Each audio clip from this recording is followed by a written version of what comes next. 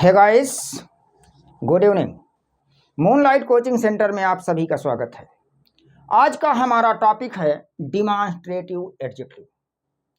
यदि आप demonstrative adjective के बारे में संपूर्ण जानकारी प्राप्त करना चाहते हैं तो वीडियो को अंत तक देखिए। यदि क्लास आपको अच्छी लगे तो लाइक कीजिए, कमेंट कीजिए, शेयर कीजिए, जिससे मुझे एनर्जी मिले और मैं आपको बेहतरीन से बेहतरीन कॉन्टेंट प्रोवाइड करने का प्रयास करूं। तो आइए शुरू करते हैं डिमॉन्स्ट्रेटिव एडजेक्टिव।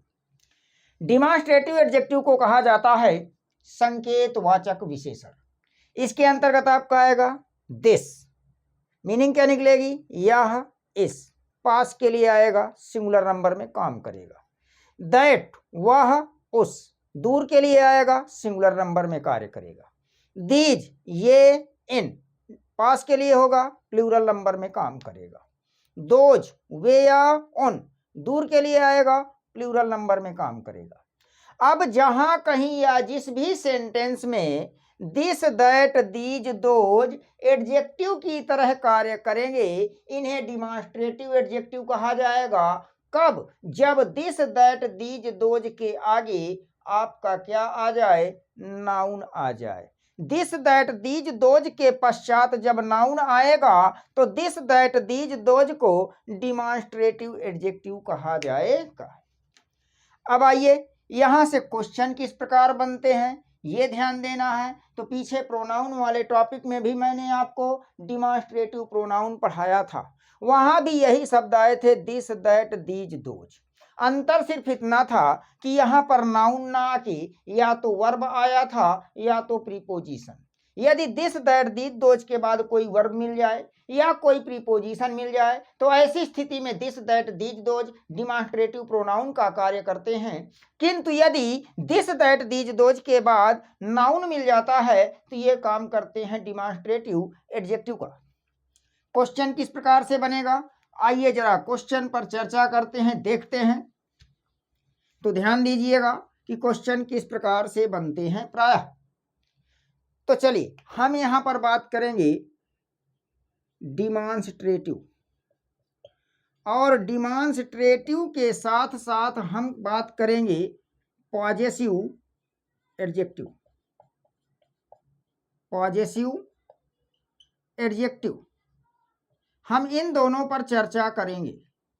अब ध्यान देना है कि डिमॉन्स्ट्रेटिव आपका दो तरह से कार्य करता है और इसी प्रकार से पॉजेसिव भी आपका दो तरह से कार्य करता है।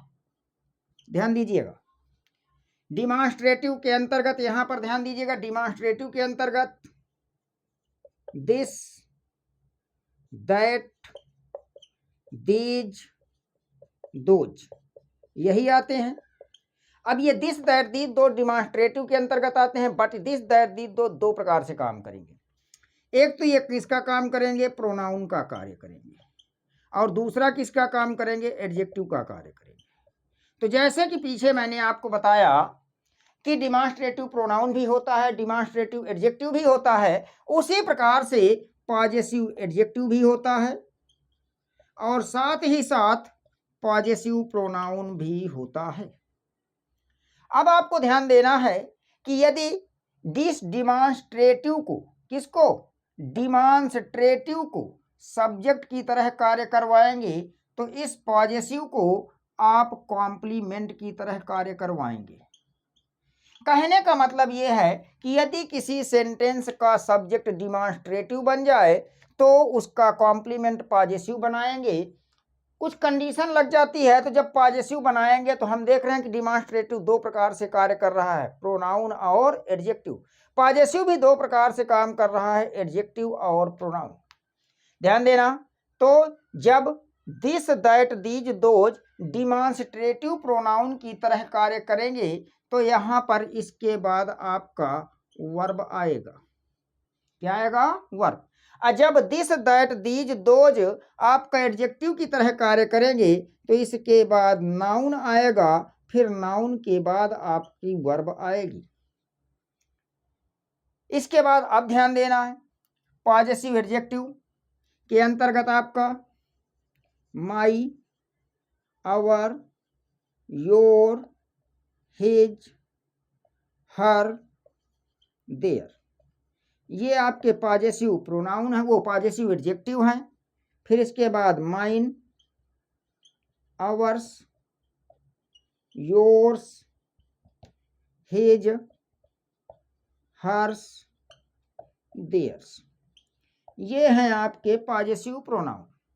ध्यान देना कि जब पॉजेसिव एडजेक्टिव के रूप में my, our, your, his, her, their आए तो ये कभी अकेले नहीं आते हैं, इनके पश्चात नाउन का आना आवश्यक है।